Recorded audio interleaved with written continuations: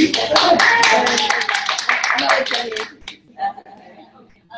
my name is Jenny Gamble, and I'm the Field Education Director here at School of Social Work. And I just wanted to introduce my dear friend and colleague, Concepcion Gaxiola, who is the Executive Director of Advancing Girls Education in Africa. We were planning a visit, and I said that it would be great for her to share the Age Africa experience and some of the things that we know are working in girls' education. Concepcion comes to us with a very diverse and applicable background. So a California native who spent about 10 years, a decade, working in the finance industry, mortgage finance, had a revelation and change of life perspective, and picked up and decided that working for girls and women and to improve gender equality globally was the charge. And so from that point in DC, she's held leadership positions with Women Thrive Worldwide, also with United to End Genocide, which many of you may know, an early counterpart, which was Save Darfur. So she's worked in human rights, and gender rights, and women's equality, and now as having been, full disclosure, having been a volunteer, a triathlete, and a longtime friend of Age Africa, it's really exciting for her to be here and be able to share some of the wealth of knowledge that she has around the subject, and to kind of just share a new perspective on some of the things that are happening in the world when it comes to girls and education, and how we can all think about our role in that. So I'll turn over to you. Thank you. Thanks so much. Thank you, Jenny. Thank you, everybody. I am so excited to be here this afternoon. I don't really get a chance to leave the confines of DC to talk to people a little bit more about our great organization and what we do. So I'm going to go ahead and just kind of jump on in and kind of give you a little bit of overview and the background of where we are right now in the girls' education field. Okay.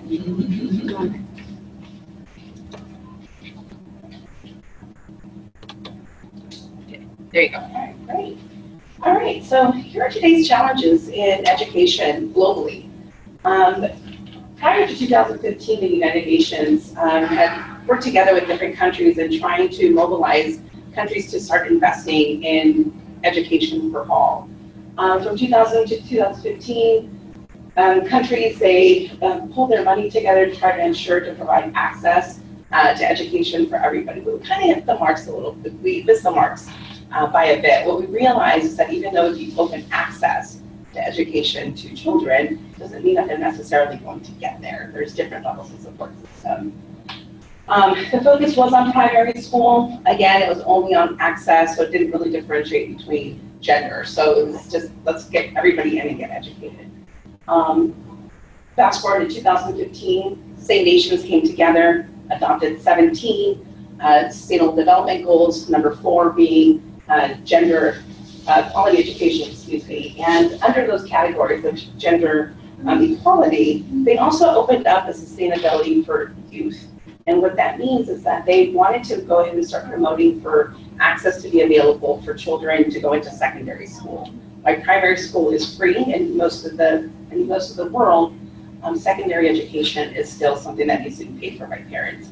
So developing countries are actually the ones that open that up to access for everybody, but it doesn't work that way in the rest of the world. Kind of point out, Malawi was part of the Millennium Development Goal in 2015, and they continue to be a signatory of Sustainable Development Goals. They have that political will to try to move forward their society. What we know right now, the state of gender equality is that 130 million girls are out of school today. 15 million of those girls will never step foot inside of the school. And these are girls between the ages of 6 to 17 years old. Half of those 15 million girls that will never step foot in school are actually in sub-Saharan Africa, and that's where Malawi is located. 15, yeah, that's great for the global big. Over 41,000 girls a day marry before the age of 18, and these are worldwide numbers. 1 million girls under the age of 15 will give birth each year. Now, when you look at it, I know that this is globally, but think about the United States. I always like to kind of put myself back in the US. There's a high teen pregnancy, I'm sure here in this region, but I know in my great state of California, you kind of start seeing the parallels between what's happening globally and what's happening here. One of the statistics I didn't point out is that child marriage in Malawi is no longer, it's law now that you can't marry under the age of 18. So start thinking about our country, that Delaware is the only state that's or made it illegal to marry under the age of 18. So why girls' education? Well, what we know from the World Bank and from other partners that we work with is that a year of secondary school actually increases a girl's potential to earn more money. So by 10 to 20%, depending on the country. Girls with a secondary school education are less likely to become child brides. They're also less likely to become pregnant before the age of 18. It also reduces the infant mortality rate. The younger that you are, your body sometimes is not equipped to give birth. So you're increasing your chances of living as well as your child living the later you wait to have a child. Educated girls recently came out from the World Bank. When the girl is educated, she's able to work, so she's able to contribute to her economy, to the country's economy. So it raises the GDP overall, and it benefits society as a whole. There's also a reduction in rates of HIV, AIDS, and malaria. There's been a lot of work that's been on education for people, but there's still a little bit of taboos. But when you reinforce particular information into the schools, you start seeing a drop-off rate because girls have been exposed to information. They're able to hold back on having sex or having protected sex. And also most recently, Brookings Institution also came out that when a woman is educated, she is more likely to be able to survive a natural disaster than a woman who is not educated, because the critical thinking comes in at that moment of panic, and so you're able to bring all your resources together to be able to have your family survive. So here's what girls' education in Malawi looks like. So Malawi is a landlocked country. Most people don't know where it is, so I'd like to give a little bit of a diagram. So it is a landlocked country that's bordered by Zambia, Mozambique, and Tanzania. Less than 6% of women in Malawi have a high school degree. Less than 1% of women will go onto higher education. So that means that less percent of women have college degrees in Malawi. 1 in 2 girls in Malawi is married before the age of 18. Girls in Malawi are under-enrolled by boys, even though that access is available. Still, cultural traditions keep those girls from going to school. And then per capita, Malawi is the poorest country in the world. They're actually number 3, meaning the bottom 3. We did go up to number 6 2 years ago, but we're right back down number 3. We're not really sure what happened, but I know that definitely there's political will to make that change. So here is a portrait of an H Africa scholar. We call the girls that we support scholars. We like to have them, get that sense of feeling and that pride of what it is to be educated and how it is in school. A lot of our girls, about 96%, are the first generation of girls to attend school, either within their families or in their communities. In some cases, the support for one girl in the village makes such a big impact because she has gone to school. Our girls walk an average of about 10 kilometers a day just to get to school, and in some cases, it's just one way. So these girls will wake up at about 4 o'clock in the morning, take care of household chores, and begin that walk about 5:30 in the morning so that they can get to school by 7:30. In a lot of the cases, our girls are late to school, so that's also a problem with retention. But we do what we can with our own resources to be able to help them just get past that mile because they're determined to get there. About half of our girls are single or double orphaned. A lot of them have been affected by AIDS, and their parents have died because of AIDS or HIV. So that is a pretty high rate in Malawi. Most of the girls, the average is 5.5 siblings that the girls have for each household. In some cases, where we work, it's about 10. So you're not just feeding yourself, but you're also feeding the family. And depending on the hierarchy, meaning like where you fall, and as a girl, if you're the oldest, then you're going to take care of everybody, and you're not going to go to school. So we really try to encourage a lot of our girls to go there. About 80% of our girls, they go to sleep hungry, and we know that because when they come to our classes once a week, it's the only meal that they're going to get for the whole day. So A couple of things, as grim as it sounds, we have some very inspiring stories. I want to tell you a little bit about Naya Leslie here. Naya Leslie is on her way to the UK now, and she is, her dream is to become a surgeon. Because of she was born only child, both her parents died, left her with her grandmother. Grandmother died at 6 years old. When her grandmother died, her aunt took care of her. She used to sleep in a chicken coop, and she spent a majority of her time sleeping in the chicken coop. Her aunt did everything that she could to try to pay for that first year of secondary school. She was accepted to one of the top boarding schools in Malawi.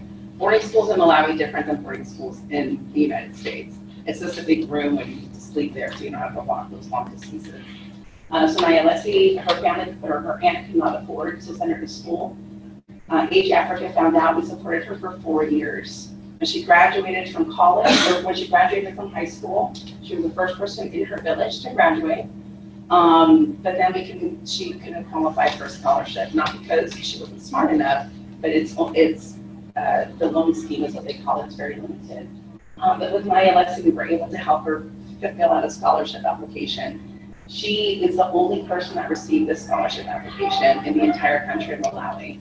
So because of that application, she went to an immersion program in Uganda to teach her how to use basic things that we know how to use. A microwave, how do you open up a laptop? What does the running water look like, and what does that you need to do? So she spent the last year in Uganda learning those basic things, and so she will be going to the UK to attend university there. That's where she was accepted. So we're very excited and very proud of her. So she is the second one of our graduates from university. So she's among the 1% of young girls. A little bit of an overview of what we do. We were founded in 2005. The difference with us is that, as I had mentioned earlier, the Millennium Development Goals were really targeted to make sure that there was access available to kids to go to primary school. Age Africa knew early on that we needed to do a little bit more to get them to go to the next level. So we're actually one of the first organizations in Malawi that focused solely on girls' education in secondary school. We did start off with 6 girls, and we now support 240 girls in scholarship programming, and we support 2,500 girls in our after-school life skills programming, which I'll talk about in just a couple of minutes. Our annual budget is less than $1 million, so we do pack a good punch for our size, excuse me. We're pretty effective on what it is that we do.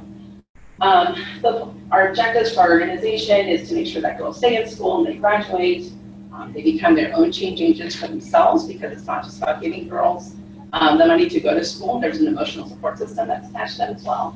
And then our program is actually improving the quality of not just what girls are able to retain and learn, but their job writing when they leave.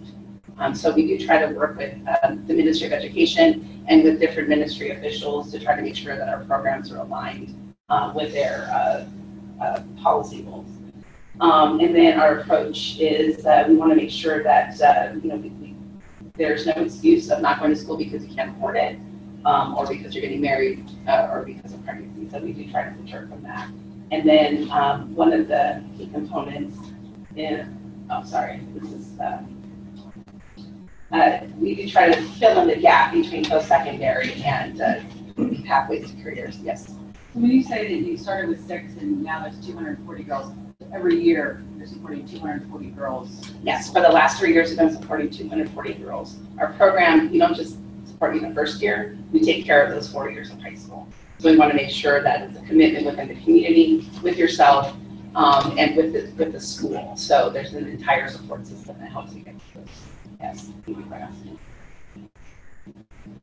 Our impact is that 90% of our girls will complete secondary education. That's compared to only 6% of the girls nationwide that complete school. About 87% of our girls will delay pregnancy and marriage. And then about 50% of our girls will move on to higher education. That's either university or technical training school. I do want to point out something about these numbers though. Before we only worked exclusively in boarding schools, so because we worked in boarding schools, it's a controlled environment. So our girls it was 100%, 99 to 100% of our girls were graduating from school. All of our girls were delaying marriage and early pregnancy, and the figure is still about the same, about 50% of girls going on to higher education. But what we started doing is we started going into the local community, like really deep local communities, really rural parts of the country, where we work with the Ministry of Education, and those schools don't have the same level of support system, and that's where the highest dropout rates are. So because of that, our numbers have kind of gone down a little bit, but overall, looking at it, it's actually a huge increase. Because some of those secondary day schools is what they call them. Those are the girls that walk along these distances. They, between those girls, when they get there, there's only one room, so there isn't really a lot of level of support. And there's no electricity, there's no desk, there's nothing. I mean, they're literally like on the blackboard, and you're hoping that the light that comes in through the window, you'll be able to access that.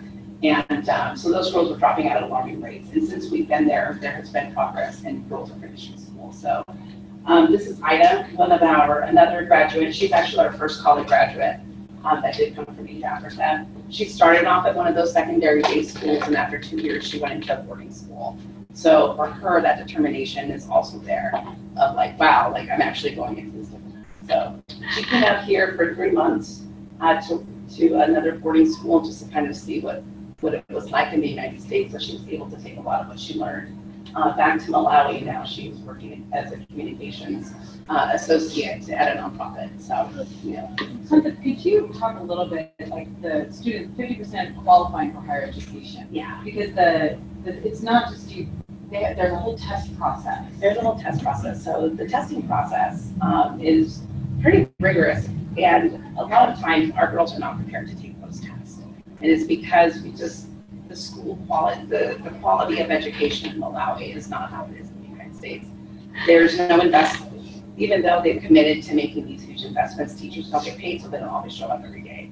In 2015, the government of Malawi introduced a new curriculum. A lot of the schools that we serve, they still don't have those textbooks because the government can't afford to buy the textbooks. So these kids are literally learning from one book, and that's teacher's guide, and to trying to get these tests for them to pass these tests. Unlike the United States, if you don't pass your test, you don't move on to the next grade. So a lot of the average graduation rate is actually 21 years old from high school, because you have to keep going until you get it right. Or in some cases, some girls have had to drop off, and this includes men. They'll have to drop off, go to work, help their family, and then you hope that they come back. So that's about the average rate. And even so, if you qualify, there are not scholarships available like there are here in the United States.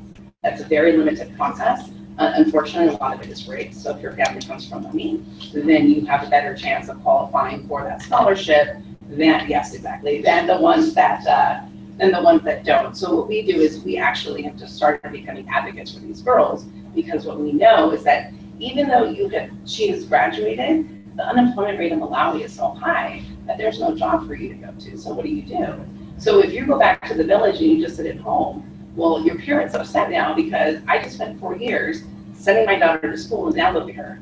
She's not doing anything. So we're constantly having to fight, like not just to get them to school, but you better have an alternative when she finishes, because if not, then you start losing the support of the community, because they could have married you off and they wouldn't have been enough.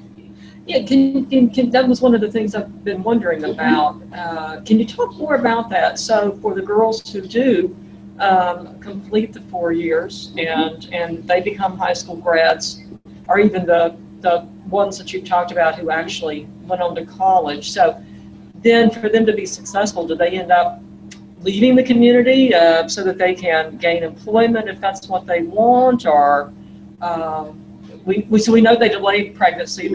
Hopefully they delayed pregnancy and marriage. But so it sounds like it's a community that's not in a place of really having jobs. Yeah, there are no for jobs, them. So that presents another.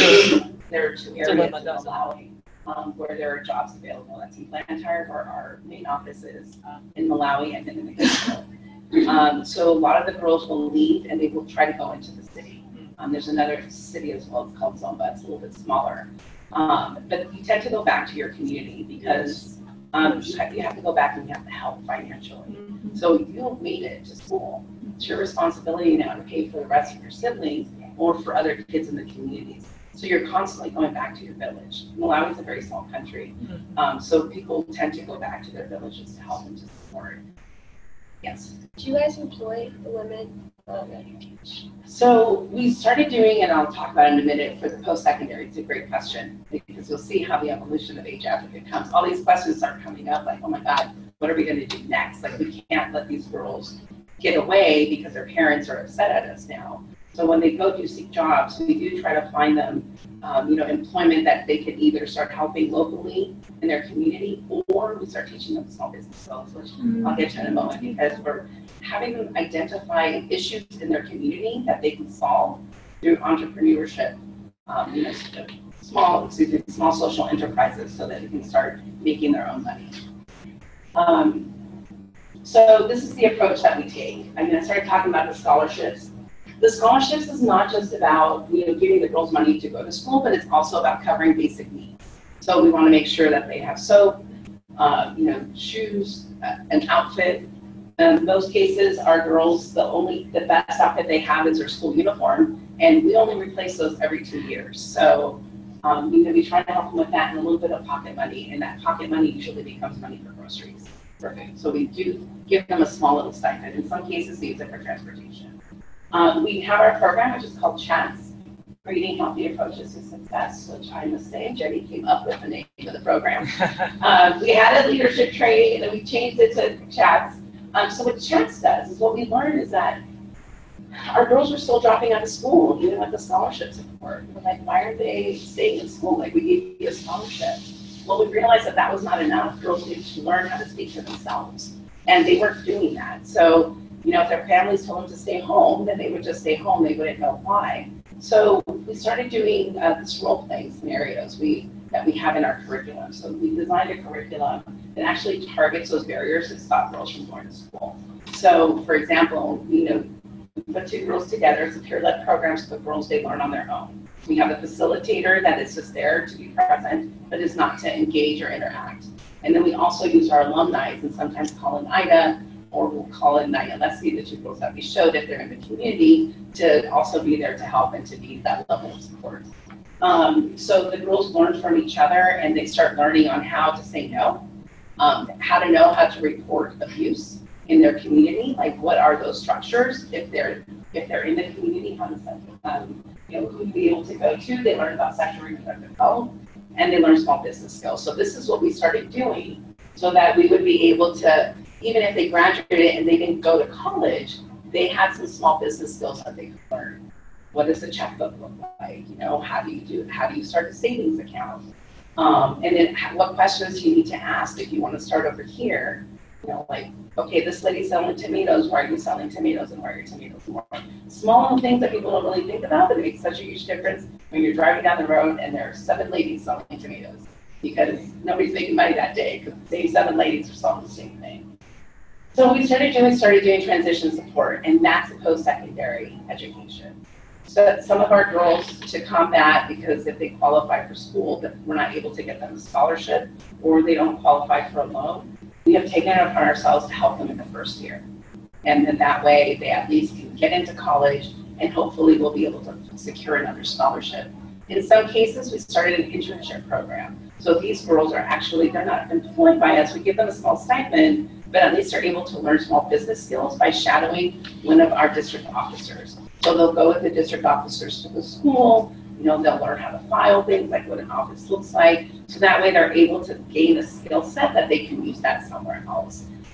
We're trying to figure out what we could do as far as to being able to hire, but with that comes resources. So we're always looking to partner with other organizations that are on the ground that might have a little bit more. And just recently, we started pairing up with the private community, the private business community, because we want to know what they need so when the girls graduate, what skill sets it's lacking that you're finding with this high unemployment rate, and how can we help you fill that gap? So having that bridge between college and an internship program at a business is a higher likelihood that they would be hired there. So that's what we're doing with our post-secondary transition. And then we also have an alumni mentor program. In that program, we do pay the girls, but we actually put in a savings account for them. And the reason that we do that is because we don't want them to spend it on things that would not benefit them in the long run. So we just completed that, the first cohort of girls, and now they're learning they're in an entrepreneurship program. And so they will use the money that we've saved for them to start their small enterprise. So, but we've set them up with a banker, so there are different people that are guiding them and helping them shift into being by themselves. So I think right now, I don't want to say it's a struggle, but they won't leave us. They keep coming back. And like, we love the girls, we just want you to go. Like, go and be free with yourself. And then they come back later. I mean, they come back to help it. And they're like, I don't know how to do this. You're like, okay. So then you're like constantly, you know, we feel like mothers like all over because they look at us and like, how can we do this? So anyway, so that equals an empowered girl. And you know, that's what it looks like. And I mean, it's been a very successful program within the community and within what we have, and we're embraced when we do arrive. I give a little bit more about the CHAPS program. It is a 3-year after-school curriculum. The girls meet once a week. This is kind of a typical scene at a chat session where the girls, this is kind of like the little dancing is huge in Malawi. So everything starts with prayer and dancing. So that's a dancing session with our icebreakers. We do also provide leadership training and self-advocacy, so that's also been very well. Student council in high school in Malawi, you're voted on by your peers. So a lot of the girls that participate in that program actually become part of the student council, and they do have a lot of sway with what's happening in the school. So we're very proud of that. Again, sexual and reproductive health, gender and gender rights, and entrepreneurship and career guidance. And we also have a series of speakers that come in to speak to the girls. So we find women that have actually graduated from university or vocational training school, and we have them come in and talk to the girls. Sometimes the girls don't even know that there is that women can be police officers, or you know, like, wow, there's a woman that can be a journalist. And so everybody wants to be a nurse, which there's nothing wrong with being a nurse, but it's always nice to have us in different spaces. So it's the program's been very successful. What did we learn through this process? As I had mentioned earlier, you know, there's so many issues that come with just being able to go to school. And, you know, as we started as a scholarship program, our program is actually just built out from the need of the community. So taking different approaches to being able to solve a problem is what we learned to work best for us. Again, you know, building soft skills, things that, you know, we want to focus on science, we want to focus on math, but what we really want to focus on is, are you confident enough to stand in front of a room and speak to people about your math? You know, I don't know math that well, so I'm saying math equation, but you know, being able to talk about that. And I think the biggest component, which should probably be the first one, is our community engagement with the girls. So one of the things that we've learned is that we can't do anything without the support of the community. And when I had mentioned earlier about our scholarships, it's a contract that we all signed. Piece of paper, the girls are there. You know, we talked to them about, like, we're going to invest in you for these next 4 years. These are your requirements. Parents are involved if there are parents or whoever the guardian is. We do have a few girls though that they are head of household, meaning that they are 16, 17 years old and they have siblings. Yes. I have a question about the education and self-confidence. I know that it must stay home and go to school. One of my questions is the government oppressive as well, or is it just culture, like it's so ingrained? Because you said the government doesn't have funding. Is it that they give funding to education? Well, okay, so Malawi is a former British colony, and they gained their independence, I think it was in the 50s or 60s. And unfortunately, the government is corrupt, and a lot of that money has been spent on they have other priorities. So unfortunately, when it comes to investment in their people, it has not been a priority for them. Malawi receives a lot of donor money, and what that means is that we receive money from the World Bank, from the IMF, from the UK aid, and our own government, the USAID. So usually when that money comes in, it's now just being funneled directly to nonprofit organizations that are locally on the ground. We don't receive any government funding, so it gives us a little bit more flexibility. So although the government is present, they're just more of an actor to oversee what's going on, and they really rely on organizations like Age Africa and other organizations to be able to push forward their priorities and their goals. So our curriculum is actually, you know, it has to be approved by them before it can even hit the school. And that is one of the big things that we like to pride ourselves on. And it goes back to the community engagement, because the curriculum was developed by Malawians, for Malawians. So it's not a curriculum that came from the United States. It's a curriculum that's actually made there. There was consultation from other individuals, just kind of trying to get some different levels of approaches or theories to put this in place, but it was not something that came from the US, but the government was very involved in making sure that we didn't step out of our boundaries. So when we talk about sexual reproductive health, family planning is not allowed to be discussed. You can talk about condoms, but you can only talk about condoms for prevention of disease and not so much for pregnancy, because you're not supposed to have sex before you get married. And so that's the way so we don't talk about it, but we just give you a little bit of information. So that's how the government is involved in that. And there are other areas where they also come and support us, but it's not like the United States where they're everywhere and they just need to know what we're doing. But one of the things that we learned, and I think this is the most important, is that it needs to be women that make these changes. And what we thought at one point, we thought it was the men in this society that were making a lot of the decisions. While they are in places of power, there's an underground network of women within those communities that are the ones that are actually pushing some of these cultural taboos. While female mutilation is not common practice in Malawi, there are other sexual initiation rites that take place at puberty. And some of these, what they include is that some of the girls are sent to another village, let's say, by the mothers. This is all promoted by the mothers. And they have to learn how to have sex. So they either practice with themselves, like the girls themselves, there's a mother showing them what to do. And then they will bring a man in, and then they have to practice on the man. So this is where AIDS is spread, because nobody's using a condom, or a girl will get pregnant. So what we're trying to do is we're trying to figure out, number one, how do you break into the system, right, without upsetting everybody? Because now you're telling somebody that what they're doing is wrong, and maybe this has been practiced for generations, because in most cases it has been. So what we really do is that we try to identify like common ground to be able to let them know like how this is jeopardizing future generations, and you can help break that cycle by pushing forward into the 21st century. So we're working on that. Government does not involve itself in that because it doesn't exist.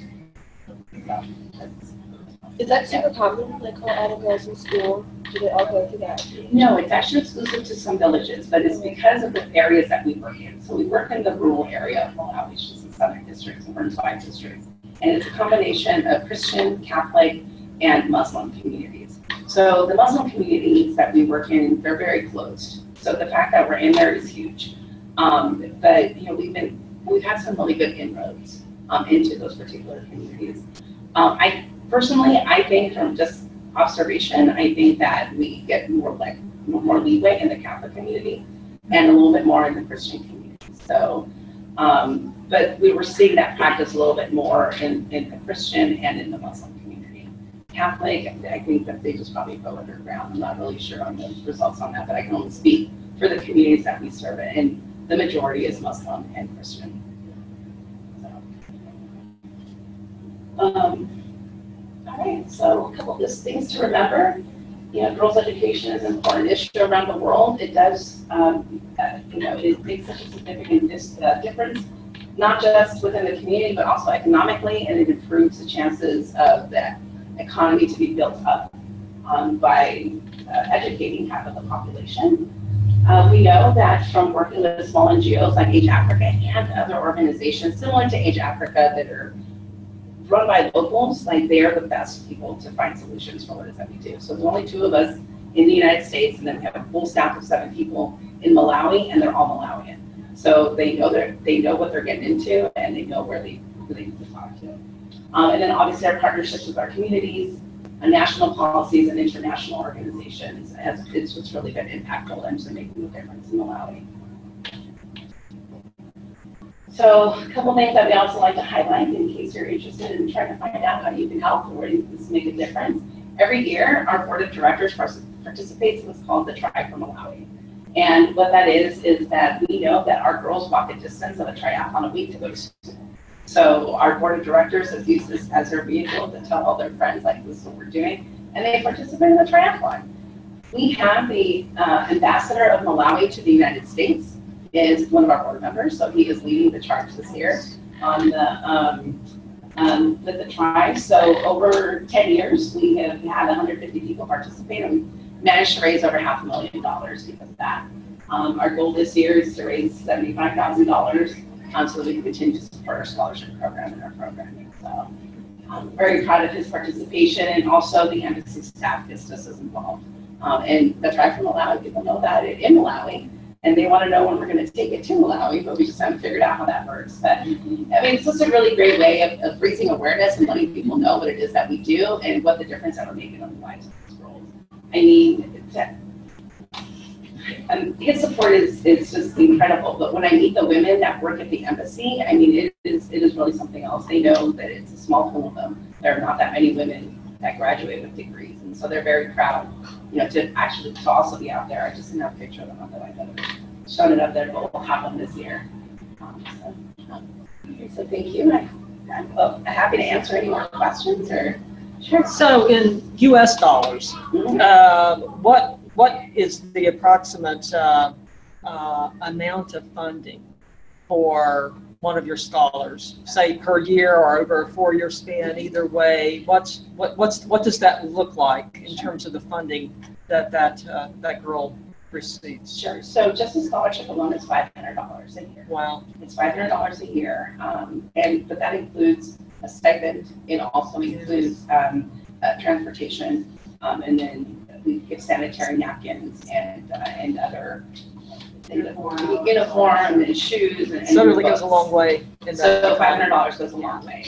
We say $1,000 because we want to make sure that they also participate in chat. So that'll be able to support just a couple of other girls. Now, the difference between our scholarship and our chats is that when we first started with AJAC, and Jen will remember this, chats was exclusive only to the girls that were in our scholarship program.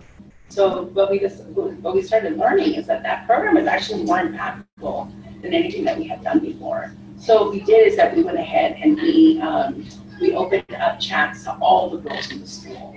So even though these girls are not receiving our scholarship, they're still receiving that emotional support that a girl needs. I mean, you're already going through puberty in this age. But then you have what's happening at home. As I mentioned earlier, some of the girls in our program, they have a household. And if you're 15 or 16 and you've got little siblings, you've got to get them ready to go to school. Who's going to eat last? The 15-year-old is going to eat last, or she won't eat. So she's got to get everybody to get out of the house. And same thing when she goes back. So sometimes some of the girls in our program will actually take the snacks that we give them and take it back home. They don't eat it there because they want to make sure that they serve their siblings. So, but what we're trying to do, though, even with our program, is get them to a place where they can support their siblings to get to school at the same time. Because what we recognize is that we can keep giving people money, but at some point we have to break off and we have to let them know. So I think one of the shifts that we made is by opening chats up to everybody. And then it gives you a different skill set and different learning. And that has actually made such a significant difference in the schools that we're working in, because the teachers are behind it, the parents are behind it, the district of education, we hear like your local school board, like they're really behind it, and they have seen significant differences, girls' participation. Many girls don't participate in school, so our program has been able to help support that to where teachers are now calling on girls as to why they didn't do that before. So a little goes a long way for us. How many girls are in chat? Right now, about 2,500 girls are in chats. Oh my. Yeah, so we're in 24 schools in 5 districts. We are always looking to expand and branch out more, so we're hoping that by 2020, we'll be able to serve 2 more districts, and that'll include 15 more schools. So there is opportunity for us to increase our numbers and our impact, and hopefully move out of Malawi and start targeting neighboring countries. So then for the number of girls that you're serving, let's say this year, then that ends up being? So our budget is about $500,000 after you bring in staff costs and our costs. And the number of girls that you're serving this year? Oh, it'll be $2,500 combined total. Yeah. But in terms of the actual number of girls you're serving? 2,500 girls. Oh, I'm sorry, yes, Yeah, okay, yeah, 240 in 2,500. scholarships and then. Yeah, overall, okay, the 20 yeah, I'm with you. Yeah, we keep them separate because the Yeah. scholarship is actually. Gotcha. That's, Yes.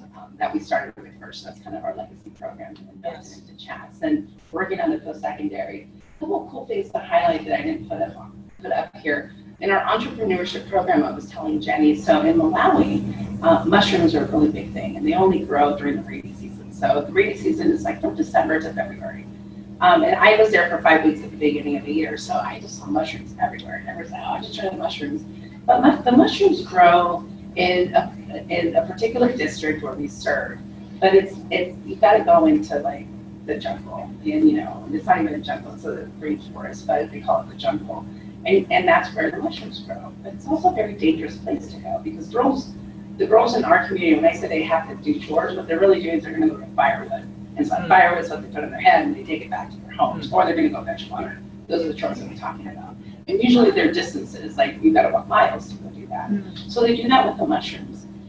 The girls will get them and they sell them on the side of the road, and people know it's only that time of year. What we did with our entrepreneurship program is that we taught them permaculture, which is a drought-resistant farming, and just using resources around your neighborhood to be able to grow things. So the girls need pesticide to like keep bugs away from them, and are all organic, all what's there. We taught them like different plants, and so the girls, they were taught how to use that. But they built a shack. And they created an environment where they could grow mushrooms all year round. So this is very exciting that the first crop of mushrooms grew in July, and the community is like so beside themselves because they earn money during these 3 months of the year, and now the girls that they didn't want to support are the ones that are going to, now they can open up their own little store. So that's the kind of impact that our program has. And that's what an investment makes for Girl Age Africa, to be able to get her to think about these things, but also the impact on the community and what it does to everybody else. Because now you're seeing a woman who is resilient, who is able to do for herself and do for others. And it's not just, dependent on men. And hopefully that'll transition into being able to hold leadership positions in their communities, because those are usually reserved for men. What other kind of jobs, because that's something I would never even thought of like having a business for. So what other things do you help start the small business? So it's a little bit new for us. So what we want to do is that we want them to identify issues in their communities. So for those girls, it was really important because they knew that their communities flourished this time of year. So they felt that this is what they needed to do. Other girls, the pesticides were more of a big deal for them because they knew that their crops, their family crops in their village, there were army worms this year, really brought on by the drought and other pests that came about. So it was killing their crops. So those girls developed the pesticide that was organic and was able to save the crops for the rest of the year. So we try to have them find little things like that in order to build that out. There are people that have stands, they'll have like side of the road, their stands, whatever. They're very far and few between. We do encourage them to also go into teacher training. Teacher training is different than it is here in the United States, but it's really about trying to get them to get that quality of education, because quality training for teachers is lacking significantly in Malawi. What they do is that there's 2 forms of study, kind of like here in the United States. Early child development, you can go into what happens in middle school, and then your high school training is completely different. In Malawi, there's a shortage of teachers. So what they usually do is that they get the kids in the teachers in primary school, and they just shift them over without any training into high school. So what we're trying to do is that we're looking for teacher training colleges that actually focus on being able to provide quality education, so that way they're more marketable and they're able to get a better job. And then there are police units and other areas, but what we really encourage the girls to do, because it's such a high unemployment rate, is to find their own jobs. You had girls become bakers and start things like that. Yes, we've had some girls become bakers, and we got solar panels. So recently, Malawi, there's no infrastructure as far as like electricity. You get electricity. If you're lucky, you're going to get it for a whole day. There are days that you go by, there's nothing. So we partnered up with another community, and the ladies there had learned how to install solar panels. Barefoot College is in India. They were a school recipient, if you're not familiar with the school. School is the guy that invented eBay, SKOLL. Anyway, yeah, Skull Foundation. So what they try to do is that they try to find, individuals that are just making an impactful difference. Well, this gentleman at Barefoot, he started Barefoot College in India, Pakistan area. And he thought, well, you know what? These ladies aren't doing anything. So he started getting grandmas and he taught them how to put together solar panels. And the panel itself, unlike the electricity, how the wire is, because he said, if I teach her how to do that, she's gonna go teach the other ladies and she can charge after that. So we were like, oh, this sounds really interesting. So got a couple of the ladies in the community to learn, again, working with the community, being impactful, but how are you gonna get young people interested? So these two ladies went to a training, trained our girls how to install solar panels. And so there are 3 young women that we have helped and have started their own solar panel business. To see a young woman, and I've seen it firsthand, which is fantastic, but to see the face of the people in the community, to see girls putting up a solar panel on the ceiling, on top of the roof is just, I'm telling you, the little kids go crazy. But what we started learning is that people steal things sometimes. So they've now had to really put these barriers down. But what the ladies in the community are doing, their cell phones died. Guess what? I've got a solar panel that these kids put together, and there are charging stations now. Mobile phones are a big deal in the developing world. That's the way people communicate nowadays. So now there are little stations that popped up, and it's been a result of Age Africa and a couple other organizations that have done that. So those are the types of things that we try to do to encourage girls to find a solution. And so, they run out of hydropower, but it's just, the drought is not helping. So they're trying to find ways to keep electricity going. Homegrown, yeah. So I have a question for you. Sure. So how did you get involved in this? How did you go from finance to this? So I did, like Jenny said, I worked in finance for 10 years. And the economy changed in 2008. And it was kind of a, wow, what am I gonna do when I grow up kind of moment.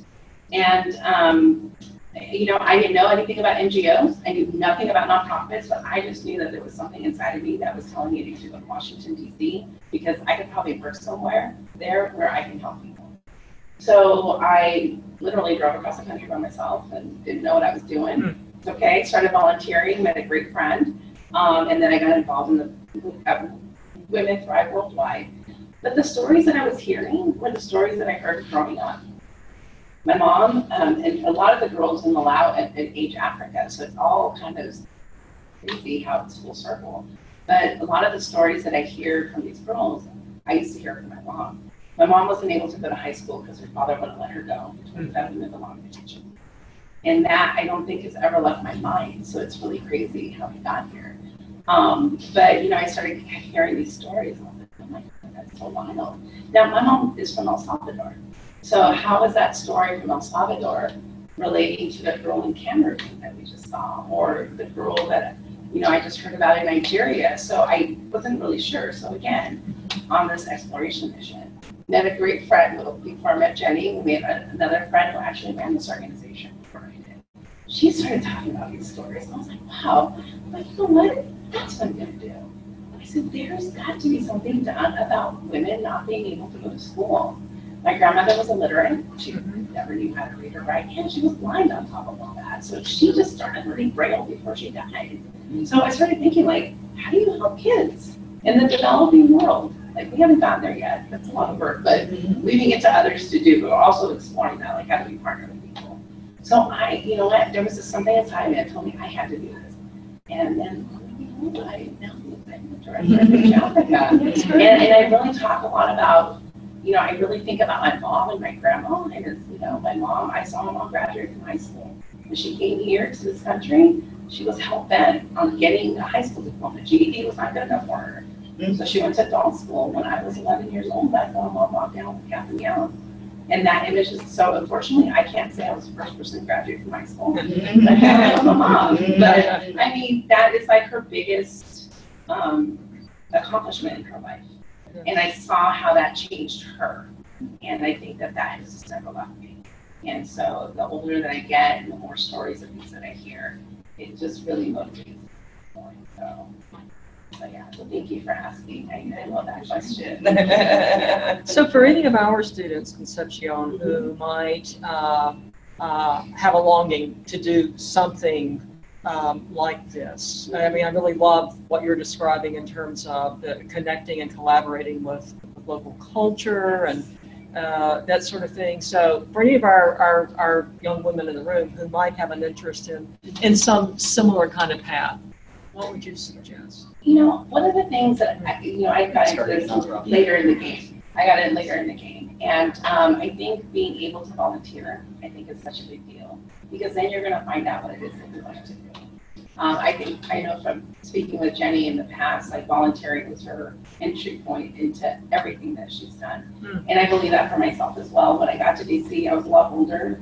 I was 33, and everybody was out of college and doing internships, and I was doing an internship as a 33-year-old. Like, who does that? And then I had a job at night, because I wanted to see what it was like. So even at United to End Genocide, when I was there, I still had that relationship between the exploitation of women in crisis. Like, we as women are the ones that are like take the brunt of this, women and children. So I really think that by volunteering, maybe an internship program that you're able to find, but even volunteering in your local community, I'm telling you, you will find your way into the international field. I think that that's a really, really great place to start. See what, because you may not like it. You may go there and be like, oh my God, this is so depressing. Or you may feel inspired. I know people always talk about starting nonprofits, and trust me, my dream was like, I'm going to do that. I think that making sure that you find that somebody's not already doing that. If they are, then why don't you go volunteer with them? And if you can find a better way to do it, either work with them, or then you can go and branch out. I don't know. This is my opinion, just because I see a lot of people doing the same thing and they don't stop. And that's rampant in the development world. Like, one of the things I think that makes me the saddest is to see that there are 10 of us doing the same thing, but we're trying to go over there and talk to you, but they don't want to talk to you because they're afraid you're going to take their money, like their funding. So volunteer.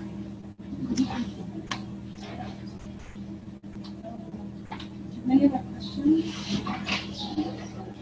Well, I left some one-pagers at the front if you want to learn a little bit more about Age Africa and this person. If you're in DC and looking for an internship, please reach out to me. Maybe if you want to be in DC, maybe there's opportunity for remote. Like, I know that for me, there are certain situations where maybe you can't travel, but 21st century is amazing with Zoom and Skype and all these other things. So feel free. If you have questions, I'm more than happy to take my time. Okay. Thank you for coming. Thank you.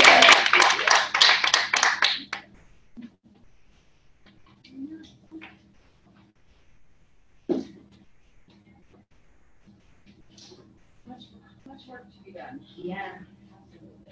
Fun work though. The dancing is my favorite. Yeah, I bet that would be. So it's really cute because they all do start off in dancing. So you're the guest and you have to dance. Like, you better dance. So in Malawi and in most of Africa, many countries, Azungu is white. It's really foreigner, but it's Azungu, white person. So they're always, I laugh because they call me Azungu. And they're like, the Azungu can dance, and I can understand a little bit of what they're saying. So they're like, look, the Azungu can dance. And I was like, oh my God, I'm so embarrassed. But anyways, it's really fun, just like engaging in that part. People celebrate. Like, I just, I like to make sure that I want to like fit in. I don't want to tell them what to do. So I don't know my time doing that. I always found it, very inspiring that these young women, the resilience that they bring. It's amazing. Just imagine if one or both of your parents have passed, and you're left with 3 and 4 siblings to take care of, and very recently you were using words like neighborhood and and leave the house, but these are shacks. Yeah, These are made of mud and stick, and villages where they're going for 40 minutes one way to get water to come back. And these young women, they are so resilient, and there are some really devastating kind of cultural expectations for girls. And it's very dangerous for them in terms of sexual assaults and being victimized. Just getting to school. So and age also gives bicycles. Yeah, so we hope that you can outrun your perpetrator. One of the things though, and you might hear it a lot as we kind of like start looking around, sanitary napkins, reusable, is a really big buzzword that's happening right now. What we've learned in Malawi, it just doesn't really work. And it doesn't work because every culture is different. In Malawi, you can't hang your panties outside to dry. So you have to dry them inside. So if you have a reusable pad, the material doesn't always dry and it's causing infection. Yes. So because you got to dry them inside, and if, like as Jenny described, it's not like your house here, right? Where you're like, oh, it'll dry. Like this is like really mud and sticks, and so these things just never dry. Yeah. So it's really interesting how they try to like find different things. But I will say in Malawi, that is not an issue. Like girls still go to school. And a lot of people say that they don't. What I'm trying to get at is always like make sure you look at like the underlying and see how that culture works. Yeah. Because just because it sounds like a great idea, and it could be, you gotta figure you gotta work with the culture. And I think that's one of the things that I really appreciate about Age Africa is that we speak to the community before we start bringing in something new. Because if you just start bringing in something new, you create a lot of animosity, yes. And also the communities will shun you. And that's been happening a lot. So with this new administration, funding is not clear. So we don't receive government funding, so our hands aren't tied. But there are other organizations that heavily rely on funding from USAID. So sometimes, we don't know if there's going to be money next year to pay for some of these scholarships. So we're going to get the brunt of that. And how are we, this is what we're thinking about. How are we going to incur additional costs when we're like, running our program, and how are we going to consider students then? Because now you're going to piss off the community. So those communities are not allowing bigger NGOs to come in. U.S. funded. They just look at it like any Western. They're not letting them come in because they're afraid that you're only going to be here for a year. My favorite part is always the bicycles, though. Yeah, I know the bicycles. Oh my God, it's like the cutest thing to see them too. Well, it's such pride, and then they like taxi each other. So it's like 3 of them, and you're like, oh my God, they're on this open road. It's so common. You need pegs on the back of the bike. Yeah, it's so funny. It's really the funniest thing to see them. Around the world, globally, what we know is that transportation issues and providing young women with safe, efficient, no cost or very low cost, like a single investment or a bicycle, can really change their lives, not just because they can be safe to and from. It also can be a form of entrepreneurship. It gives them reliable transportation and just that sense of agency, confidence, because in many places, young women are not encouraged to be athletic or to find their physical strength. And so the fact that they're human powering themselves and somebody on the back, and they're getting there in a snap of time compared to walking 6 kilometers, or 10 kilometers each day. The bicycle, it's like $100. Yeah. So, to buy a girl bicycle means that for the next 4 years, or if it's early on, she has that advantage.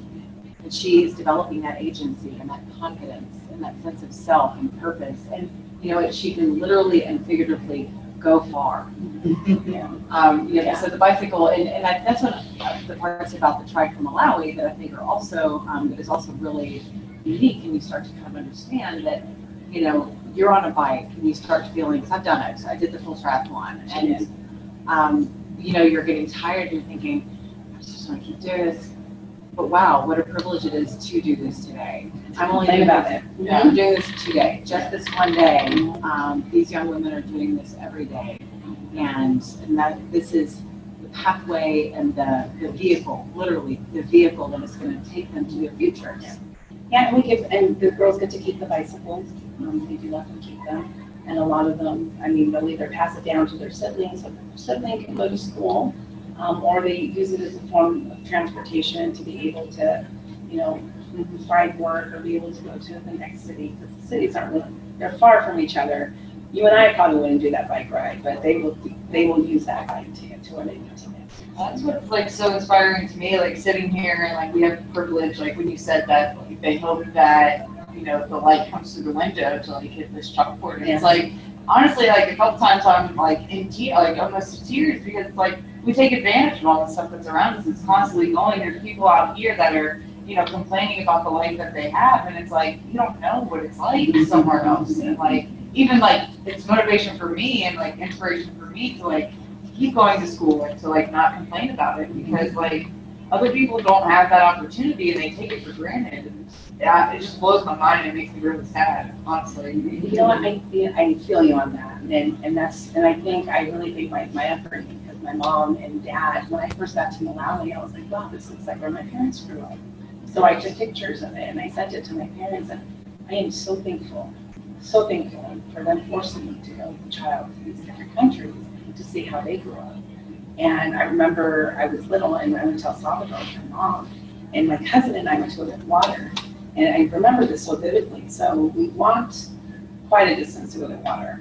And my cousin was trying to get the thing on top of my head. Now, I grew up here. I'm born in the US. I don't know what this big thing on top of your head is. And I'm like 10 years old or 11, and I'm walking, and it keeps falling on me.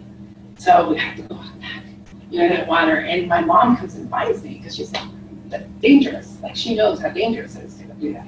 And I'm just soaked. She was just so mad at me. So mad that I could not carry this thing of water. But it's gallons of water, and it's for the whole day. And my cousin had the one for the laundry. So like we were like, and I was like, oh my God, I am never going back to this freaking country again. So, at 11 years old, I knew that I'm going to get my life together because I am not going to do this. And when I used to go to my dad, the little girls in the neighborhood, I stopped cleaning. I used to have to leave my clothes there. I used to have to leave. It's funny, I go to Malawi now and I leave everything I don't need. I take it with me. I take more stuff for them than I take for my own clothing. Or somebody just leave stuff. If somebody likes it, I just leave it. But you're touching on something that's important, which is infrastructure. And I think that for a long time, what was not, the connection that wasn't made was that by improving infrastructure in villages, by making sure that there's an accessible, clean borehole, water pump, by ensuring that those simple things are close by, you are enabling girls to go to school because their job of doing these chores and going and getting water and going and getting firewood and these things, you've eliminated that need for them. So, by putting in place, and a lot of organizations do this in a lot of developing areas, one of the first priorities is to put in a water pump.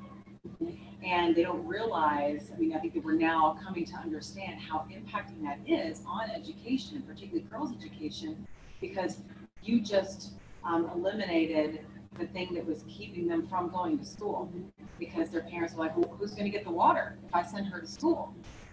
And so like things like that kind of infrastructure are so essential, and they release young women so that they can pursue things outside of those basic chores that they're spending 4 to 6 hours a day doing.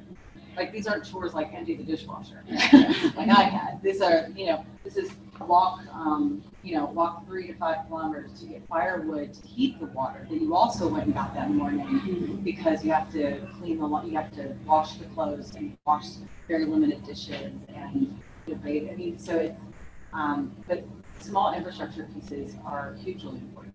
Yeah, we have a YouTube channel, and there's a couple of videos in there. You'll see when our scholars, like literally giving the maize with corn and like beating it down, because they make this stuff called enzima. They make this stuff called enzima, which is kind of like a porridge, and that's what they eat. It's, I call it like a tortilla, because you do that comes in with their hands, but it's brutal. I got tired just looking at them. It's kind of like when you see Amish people like churning butter. It's the same thing, but it's pounding. And it's insane how your hands have to move really quickly when you get to a certain point, and there are 4 hands in front of you. You better be quick, because you're going to get smashed. And I'm so fascinated with it. But I wanted to tell you is that we have 2 schools in Malawi that have water pumps now. And so what that has done is that the girls will, on their way home from school, will take water with them. So then that way there's not really an excuse. And a donor of ours specifically wanted into the water pumps. Yes. I wanted to mention, like, we were talking about opportunity. I was raised by my grandma, and she grew up in Salem, Massachusetts. And they had to wear like skirts and walk in the winter, and it was terrible and stuff like that. And so she was like, "You're gonna ride the bus, and you know you're gonna do it." And my dad, he was very much like a farm boy because my family's old-fashioned. You know, you raise the farm and all that. But when he got older, my grandma, her dad was in the army or something. He was French, and he had like benefits that she could have gotten. She could have went to college, but she didn't know. He died when she was 10, but she could have gotten it up until like 20 something. So she could have went, and she didn't know until that was the expiration time, right? So, and she always wanted to go. And then my dad was the same way. He was thinking about going to college, even though he was raised to be on the farm and all that stuff. He was going to go at 40. He was 40 years old. He's like, oh, you know, I kind of want to go because I feel behind. I don't know how to work computers. I go places and don't know how to work anything. So he wanted to go, but unfortunately he passed away before he could. So my grandma, it was like, she wasn't very hard, like grades don't be perfect, you go do this, but she was like, you're going to college, and you don't have a choice. She never harped on my grades or whatever. Do whatever you want, but go. Yeah, so that's amazing. And we have, I mean, I when I get to go, I love going because I get to meet a lot of parents. You know, I make it a point to like stop by. I don't have to, but I just want to know like what it's like. And you know, there are some parents who are like, no, I need my daughter to get out of the community, and you know, and thank you. Like it's a really big thank you. It's like you're going to school, you have no choice. And then there's other parents that we go to, and it's like pulling teeth. I mean, it really is like convincing them on having to go back to school. We did have one of our girls that disappeared. We couldn't find her after summer break. I have no idea where she had gone. Finally, a neighbor came and told the head teacher at the school where she was living. It really irked us because we had been paying her scholarship, not knowing that she had a father. So we thought she lived with a single mother. And so we got involved. We needed to find this child, like something happened. She had gone away with the primary school teacher. So here she is, 16 years old, and she's living with a 30-something-year-old man. Okay, so I couldn't go interfere because I'm an outsider. So it was left to them. But it was just, the mom didn't care. She was just like, nope. She's like, she's going to get married, and this is what she's going to do, and she's the smartest kid in school. And her mother was just adamant. So we ended up getting her back, and it was interesting because I didn't know who it was yet, and I met this amazing young girl. And I mean, I just loved her. I was like, wow, look at this kid. And it's Patricia. She's just lovely. That's the girl that we had to go find. And it was just incredible, night and day. And then I started learning more. She's had so many siblings, different fathers, you know, and her mom just, her pride and joy were her boys. So the opportunities, you know, for women in some of these countries, and you know, and I feel the same in the United States sometimes. I don't think we're that far behind. I think we're probably like 2-3 generations behind of what is happening in Malawi, because I don't think it's any different than rural America. I mean, I drive by some of these places. I used to do finance in very rural areas sometimes, and I need to go find out if that well's pumping correctly, right? You got to go out there, and you're like, oh, do people live like this? I'm a city girl, so I don't know. But you know what? I don't see, if you were to transplant somebody over there, maybe in a nicer little house, it doesn't look that much different. It really does not look that much different. Poverty is poverty anywhere that you go. And that's what I learned about my parents, and how I relate that to Malawi is because poverty is poverty. And it's that same emotional stress, you know, like, and it really, really makes a difference. I know Jenny and I talk like we're the social workers. There is no social work support system there. You know, it's like, you don't go talk to somebody. Well, and the educational system in Malawi and in many developing countries, they don't, they have not evolved beyond some like very, very basic professions. And so, you have accountants, and you do have lawyers, and you have doctors, and you have nurses, and Yeah, teachers. you have bakers. But when it comes to kind of the mental health and support mechanisms that families, communities might need, social work as a profession is not even, it doesn't really even exist. But you do have organizations like Age Africa, and thank you again for coming and speaking about that. But you do have organizations like Age Africa that are, really affecting change at the individual level, at the community level, at the national level, and working toward, really shifting gender norms, norms around education, and pushing and challenging some of those more traditional lines of thinking when it comes to, what are the human rights that everyone should have? Because this is a human rights issue. It is everyone's human right to get an education. And yet we know that 130 million girls are being denied that human right. 15 million girls will never have that opportunity, and that right is being refused to them.